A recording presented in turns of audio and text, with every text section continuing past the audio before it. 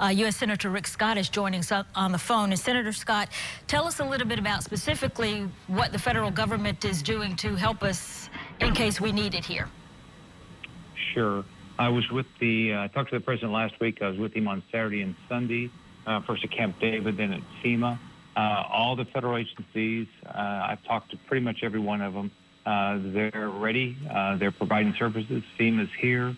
Their Southeast director is in Tallahassee and has been in Tallahassee since the weekend. The National Hurricane Service, I just spoke with them. They're working hard.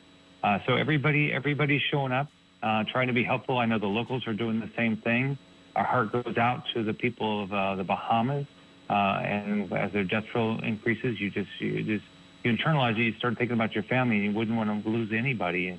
So I hope everybody is listening to the evacuation orders along the coast and understands that we're going to, almost for sure, going to get a lot of storm surge. It's deadly and a lot of rain. So I hope everybody's careful, and hopefully this thing will go north and northeast.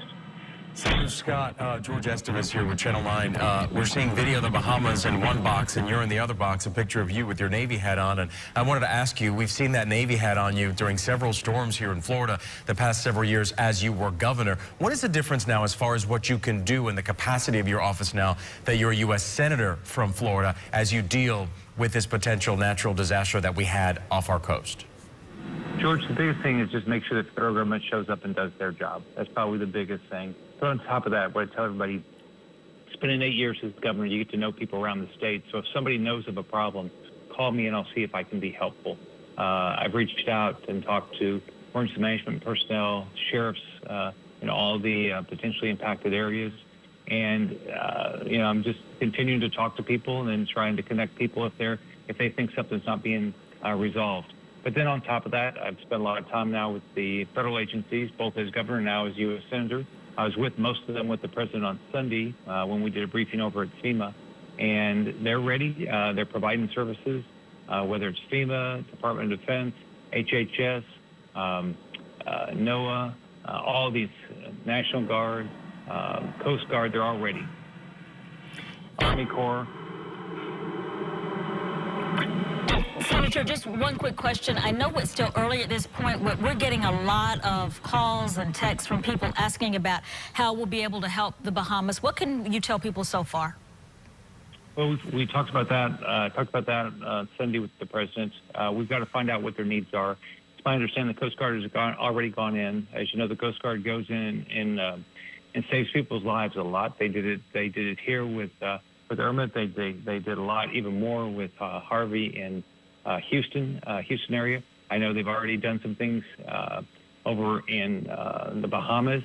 And as we get requests from them, I know our federal government we always do the right thing and help people. Right. Senator Rick Scott from Florida, thank you so much for calling in. And again, having him be our governor for 8 years and go through storms like this, he knows what we need here in Florida. In the event this would turn, in the event that it would have been worse than it actually is going to be, it's nice to know that someone can kind of know what we're needing in those moments. And talking about the Bahamas again, so many people wanting to help. It's still early, but just getting in there is going to be difficult.